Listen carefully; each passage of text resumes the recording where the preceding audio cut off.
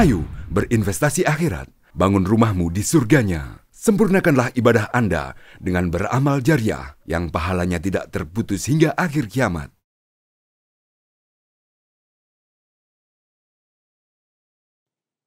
Bismillahirrahmanirrahim. Assalamualaikum warahmatullahi wabarakatuh. Alhamdulillahilladzi hadana lihadza wa ma kunna linahtadiya laula an hadanallah. Asyhadu an la ilaha illallah wa asyhadu anna Muhammadan abduhu wa rasul. Allahumma salli ala Muhammad wa ala alihi wa sahbihi ajma'in, amma ba'd. قال الله تعالى في كتابه الكريم أعوذ بالله من الشيطان الرجيم يا أيها الناس كلوا مما في الأرض حلالا طيبا ولا تتبعوا خطوات الشيطان إنه لكم عدو مبين. Sadaqallahul azim. Bapak Ibu sekalian, sidang jamaah subuh yang insyaallah dimuliakan Allah. Kembali mari kita bersama memanjatkan puja dan puji syukur kita kehadirat Allah atas segala nikmat karunia yang telah diberikan kepada kita semua. Yang hingga pada detik ini kita masih diberikan kesehatan oleh Allah Subhanahu wa taala untuk menjalankan satu di antara kewajiban kita sebagai hamba Allah. Dan tentu nikmat terbesar yang mendorong kita untuk hadir di tempat ini adalah nikmat iman wal Islam. Dan tak lupa mari kita menyampaikan salam dan salawat atas junjungan Nabiullah Muhammad sallallahu alaihi wasallam. Bapak Ibu sekalian yang insyaallah dimuliakan Allah, pada kesempatan subuh hari ini saya diberikan amanah untuk menyampaikan tausiah singkat dengan judul menjaga pola makan yang seimbang. Bapak Ibu sekalian yang insyaallah dimuliakan Allah. Allah Subhanahu wa taala menyampaikan dalam salah satu firman-Nya dalam Quran surah An-Nahl ayat 89, A'udzubillahi minasyaitonirrajim wa nazzalna 'alaikal kitaba tibyanan likulli syai'. Sungguh telah kami turunkan Alkitab ini untuk menjelaskan segala sesuatunya, kata Allah. Olehnya itu tentu sebenarnya menjadi nikmat terbesar bagi kita, umat Islam, bahwa Allah Subhanahu wa taala telah memberikan petunjuk menyeluruh tentang seluruh aspek perbuatan dan juga kehidupan kita di permukaan bumi yang fana ini. Bahkan sampai pada aspek-aspek yang berkaitan dengan makanan, gizi, ya. Seperti apa patron ataupun standar-standar yang kemudian diberikan oleh Allah Subhanahu wa taala menyangkut persoalan makanan ini. Ada beberapa ayat yang kemudian saya berusaha untuk mencatat di antara beberapa ayat-ayat yang lain yang kemudian memberikan sebuah garis-garis besar bahwa sungguhnya Allah Subhanahu wa taala memberikan suatu standarisasi bagi kita. Sebenarnya seperti apa kita mengurusi masalah makanan kita ini, masalah gizi kita ini. Di awal pembukaan tadi saya membacakan salah satu firman Allah dalam Quran surah Al-Baqarah ayat 168. A'udzubillahi minasyaitonirrajim. Ya ayuhan nas, wahai sekalian manusia, kulu mimma fil ardi halalan thayyiba, ya. Makanlah yang halal lagi baik terhadap apa-apa yang ada di permukaan bumi ini. Wala tattabi'u khutuwatis syaitan innahu lakum aduwwum mubin. Dan janganlah kalian mengikuti langkah-langkah syaitan karena sungguhnya syaitan itu musuh yang nyata bagi kalian.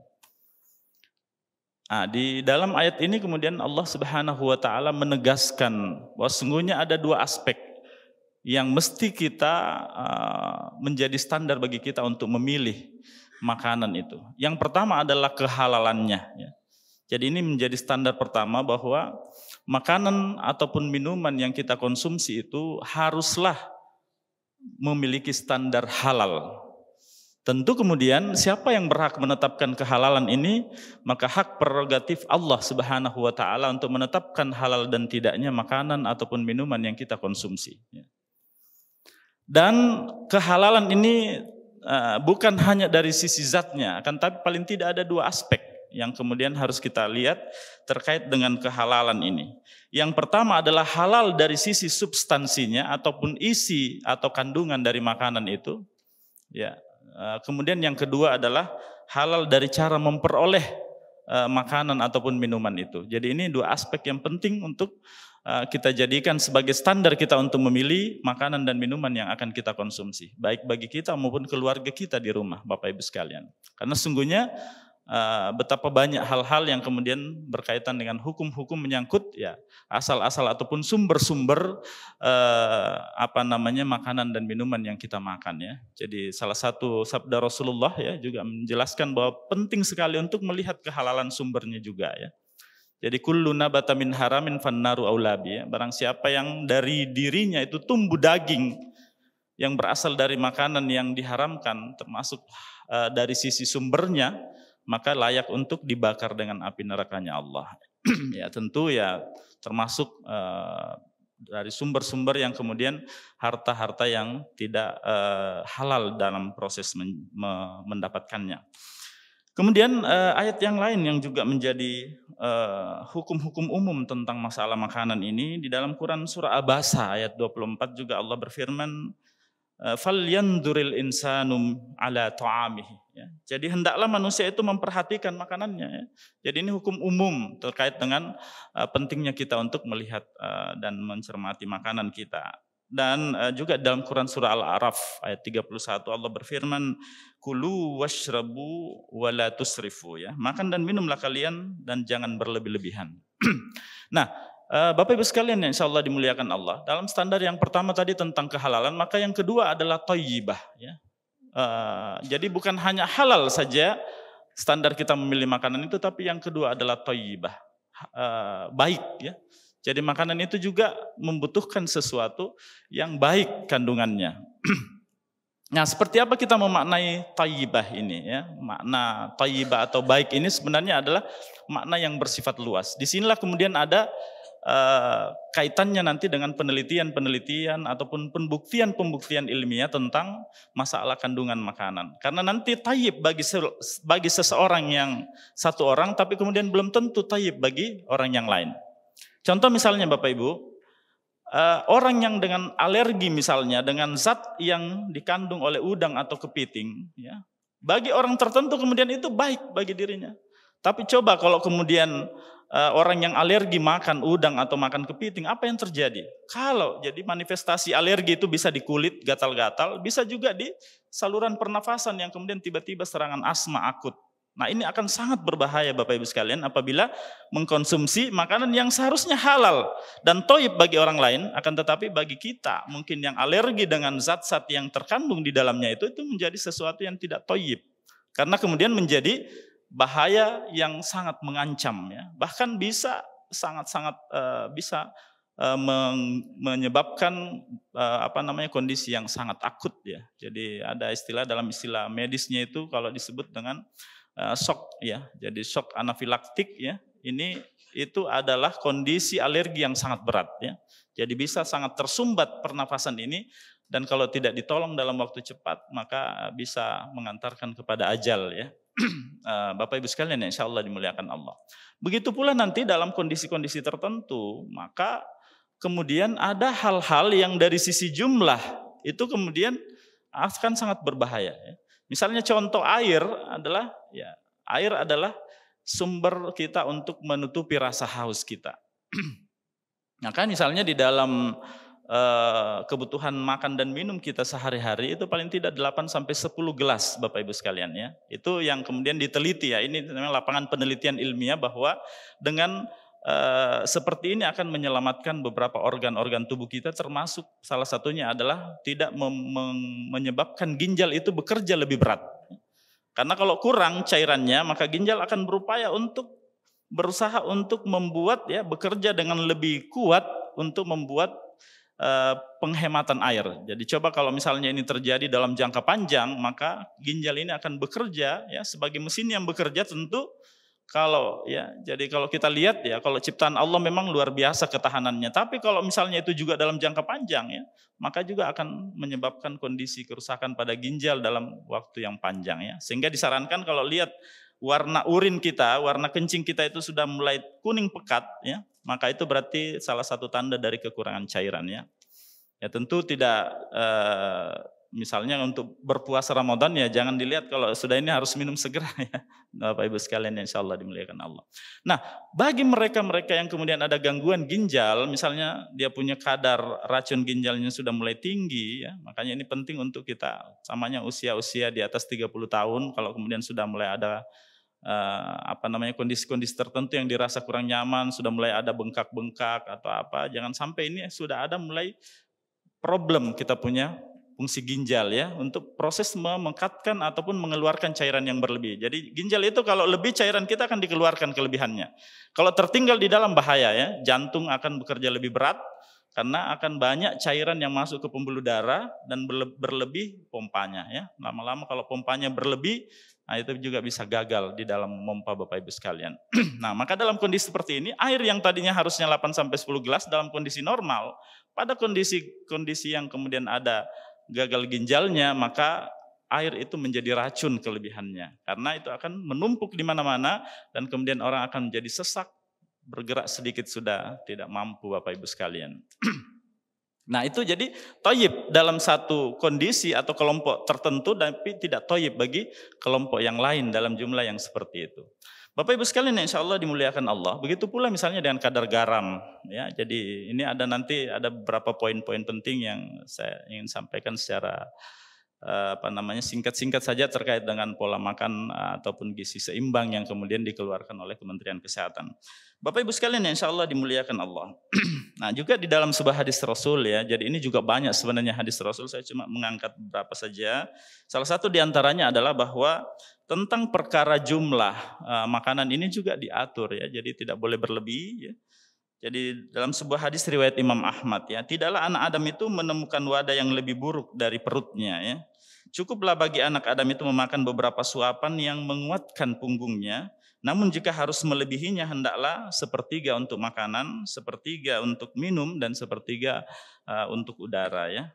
Nah ini juga adalah bagian dari ketetapan kalau kemudian ini berlebih terus menerus juga, maka lambung ini akan bekerja lebih berat. Sebagai mesin yang bekerja lebih berat, maka lama-kelamaan juga akan mengalami masalah ya. Salah satunya nanti ya lambungnya bisa iritasi, bisa luka misalnya, dan kemudian melahirkan gangguan-gangguan lambung, mah dan seterusnya ya.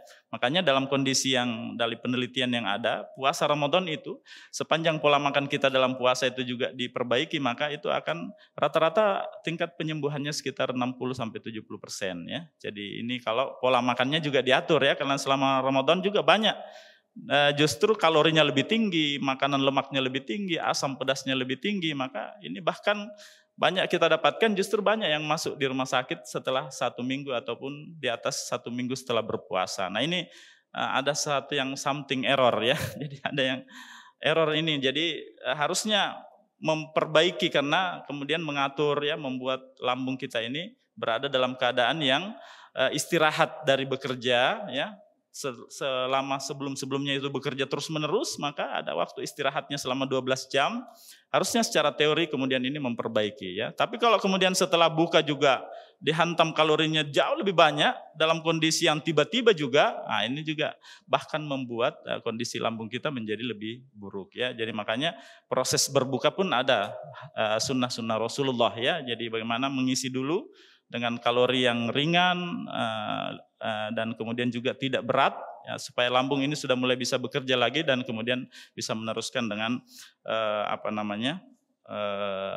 aktivitas makan yang berat setelahnya. Nah, Bapak Ibu sekalian yang insyaallah dimuliakan Allah ya. Jadi saya meringkas saja bahwa ada sekitar 10 pesan gizi seimbang yang kemudian penting untuk kita cermati, yang ini memang tentu melalui penelitian ilmiah ya. Jadi kenapa sampai ditetapkan itu ya. Yang pertama adalah tentu membiasakan mengkonsumsi aneka ragam makanan pokok ya. Jadi aneka ragam makanan ini memang dalam tubuh kita ternyata sudah diteliti bahwa masing-masing sumber makanan itu ada fungsi dan perannya ya. Ada karbohidrat ya, jadi seperti makanan pokok ya. Jadi nasi, ubi atau pisang ya. Ini peranannya untuk menjadi sumber energi utama ya. Kemudian ada lemak, buah-buahan, kacang-kacangan dan protein ya, serta vitamin ya. Karena ini nanti ya banyak nanti unsur-unsur sedikit ya. Contoh misalnya zat besi kurang ya.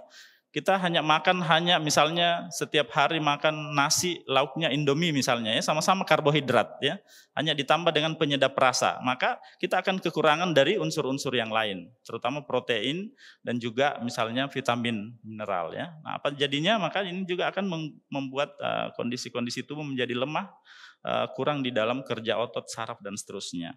Yang kedua, membatasi mengkonsumsi makanan yang manis, asin dan berlemak ya.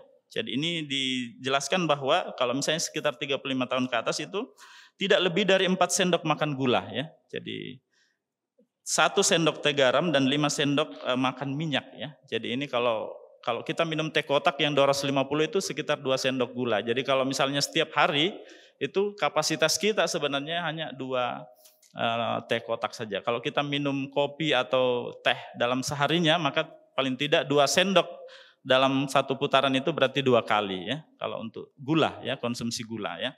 Nah tentu kalau misalnya yang berpenyakit gula ya jangan mengikuti standar ini karena ini standar orang sehat rata-rata ya. Jadi kalau misalnya kita ada sakit gula, apalagi gula darah tinggi tidak terkontrol maka harus di bawahnya lagi ya konsumsi gulanya ya. Kemudian garam ya, tidak boleh berlebih dan kemudian juga minyak ya. Jadi karena ini yang diteliti bahwa kalau ini menumpuk maka akan menyebabkan percepatan penyakit-penyakit penuaan sel ya, termasuk ginjal, tekanan darah tinggi, gula dan seterusnya ya. Kemudian yang ketiga, melakukan aktivitas fisik yang cukup. Jadi ini harus disertai kurang lebih 30 menit sehari jalan-jalan ya. Ringan-ringan saja. Kemudian yang keempat, membiasakan mengkonsumsi lauk yang berprotein tinggi ya. Jadi seperti lemak daging yang kadar lemaknya rendah dan kemudian ikan ya. Kalau kita di sini di Sorong, ikan yang paling tinggi kadar proteinnya itu adalah ikan ekor kuning itu ya. Jadi ikan tuna ya, itu yang paling tinggi kadar proteinnya dan itu sangat-sangat baik. Tapi hati-hati bagi yang berpenyakit asam urat karena asam urat itu kaitannya dengan protein tinggi ya. Jadi nanti kalau asam uratnya tinggi, hati-hati dengan ikan ekor kuning misalnya untuk spesies ikan ya. Jadi kalau yang lain berarti kacang-kacangan, jeroan dan seterusnya ya. Kemudian juga tentu mencuci tangan menggunakan sabun dengan air yang mengalir. Kemudian juga membiasakan sarapan pagi. Ini sarapan pagi juga penting karena ternyata dalam penelitian banyak faktor-faktor utamanya membentuk energi pada pagi hari yang akan membantu kita untuk menjalankan aktivitas keseharian dengan energi yang cukup ya. Kemudian minum air yang putih yang cukup kurang lebih 8 sampai 10 gelas ya. Kira-kira kalau gelas yang diukur itu 200 cc jadi sekitar 1.600 1,5 liter ya. Jadi kalau misalnya paling bagus kita mengukur itu, kalau kecukupan air ya ambil botol aqua yang besar, 1 hari itu diisi. Kalau tidak habis sampai besoknya berarti masih kurang Bapak Ibu ya. Jadi itu yang penting untuk masalah konsumsi cairan. Sekali lagi harus hati-hati pada mereka-mereka yang gagal jantung, ada jantungnya, ada ginjalnya. Karena ini sudah harus dikurangi lagi jumlahnya karena ini akan menjadi racun kalau berlebih ya. Ginjal tidak mampu mengeluarkan kelebihannya maka akan menumpuk menyebabkan kita akan sesak nafas ya. Jadi itu yang biasa disebut paru-parunya tenggelam dengan cairan karena tidak mampu dikeluarkan dengan baik. Banyak makan buah dan sayur ya dari aspek ini. Kemudian biasakan membaca label kemasan makanan ya. Jadi dari sisi kandungannya dan kemudian label kadaluarsanya ya. Jadi itu penting juga. Dan kemudian juga yang paling penting adalah tentu mensyukuri dan nikmati keanekaragaman makanan itu dengan kondisi makan yang nikmat dalam artian ya dikunyah dengan baik, dinikmati ya karena ternyata itu juga sangat besar peranannya di dalam proses pencernaan kita ya. Saya kira ini ada beberapa hal yang mungkin bisa menjadi nasihat untuk kita. Semoga ada manfaatnya dari saya untuk menjaga terus pola makan seimbang karena sungguhnya Islam telah memberikan batasan-batasan yang begitu indah ya. Termasuk kemudian memberikan keluasan di dalam meneliti terkait dengan persoalan-persoalan makanan ini. Jadi paling tidak ada 2 aspek itu halalan thayyibah ya. Jadi halal yang pertama yang paling menjadi dasar kita dan kemudian yang kedua adalah thayyib ya. Tentu baik di sini menyangkut dari sisi kontennya dan kemudian juga tentu kondisi kita yang akan mengkonsumsi makanan itu. Ya semoga ada manfaatnya, kurang lebihnya mohon dimaafkan. Billahi fisabil haq, fastabiqul khairat. Assalamualaikum warahmatullahi wabarakatuh. Ayo dukung media dakwah Masjid Agung Al-Akbar dengan ikut berdonasi pengadaan alat multimedia dan operasional dakwah. Usia boleh terputus, pahala jariah mengalir terus.